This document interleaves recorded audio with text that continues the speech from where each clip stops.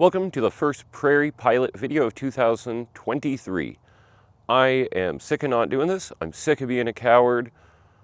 Went through a lot of stuff last year. I'm feeling about 1,000 times better.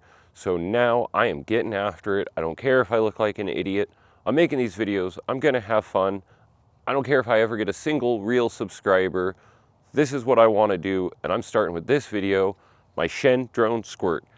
This thing has been an utter pain in the ass. It won't fly right. It keeps introducing vibration into the video no matter what I do. So I'm just gonna throw spaghetti at the wall. I got my current props. I've tried a couple different tunes. So right now I just reset my radio link to cinematic.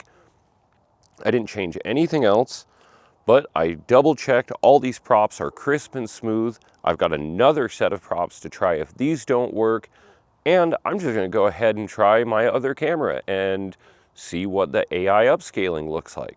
One way or the other, I am gonna get some decent damn video out of this.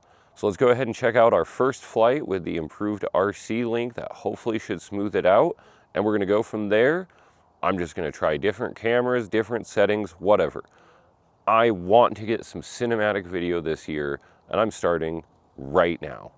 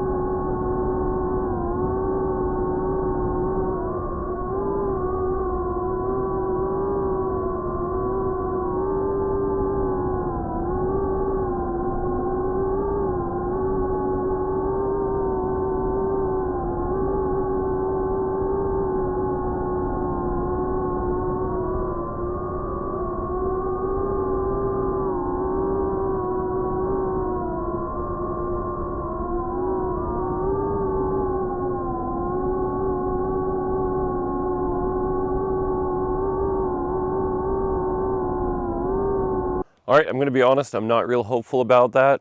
I could see those little mini vibrations that I was worried about. GyroFlow is great at generally stabilizing the video, but it seems to have a really hard time with those fine micro vibrations that you get from frame resonance and propellers. So I'm gonna swap out the PB&J for some different HQ props. I believe off the top of my head, these are 4.4, so they are way more propped. They've got a much steeper angle. They should bite better. They should provide more power. And I seem to remember that they actually worked pretty well last time I used a cutout version. So we're gonna get back to it. But I thought it'd be fun to give it a try.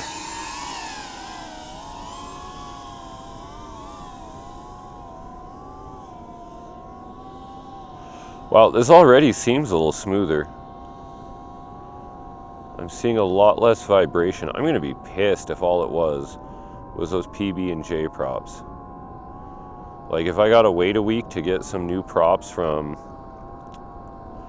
Get FPV or Race Day, I'd be super annoyed.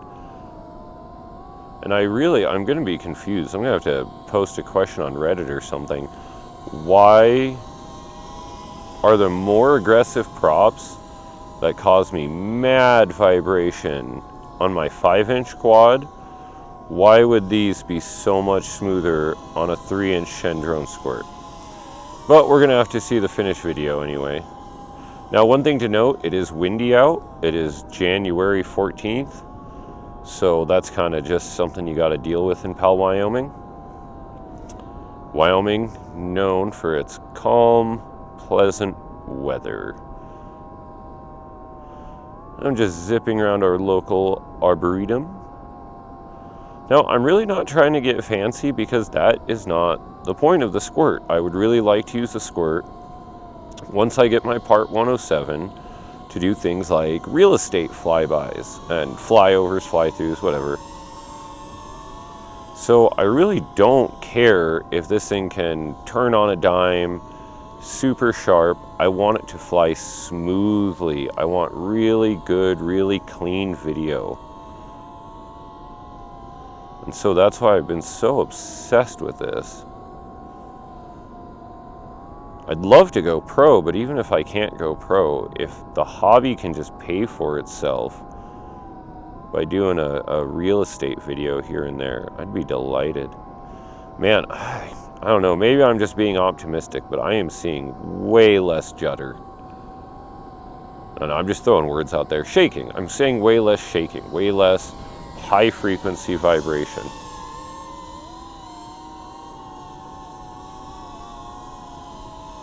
Yeah, and that is one of the prices you pay with the more aggressive prop, is this thing wants to go fast, it wants to lift, and I really don't like using throttle restriction on Betaflight. It's just kind of a crutch, honestly. Just learn how to fly your drone and you don't need that. I've tried it before, and man, if it's not tuned just right, you can get some really funky flights. Whereas if you just learn to fly your drone without it, you can get really smooth video. Sorry, that took a bit of concentration. I won't lie. I know how jumpy these props are, and even without all 5 inches, that's what she said. Even without all 5 inches, these are just very aggressive props.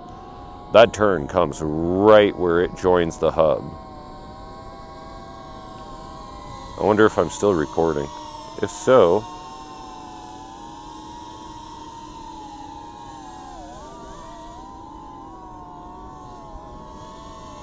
man, I am pretty confident this is actually way better. It just feels smoother. It's a little less jumpy. And I shouldn't say I'm going to be pissed if that's all it was. Maybe all that tuning I did with props that caused a lot of vibration and getting so much of it cut out, maybe that's going to just make it that much easier to get these flying well.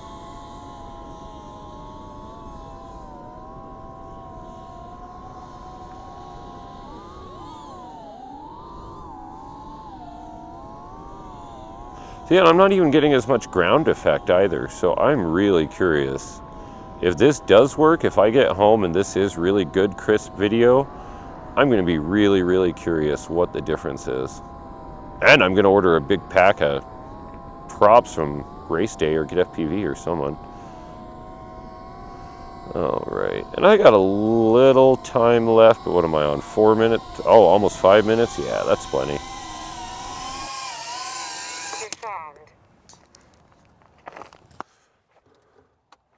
So this is a flight test with the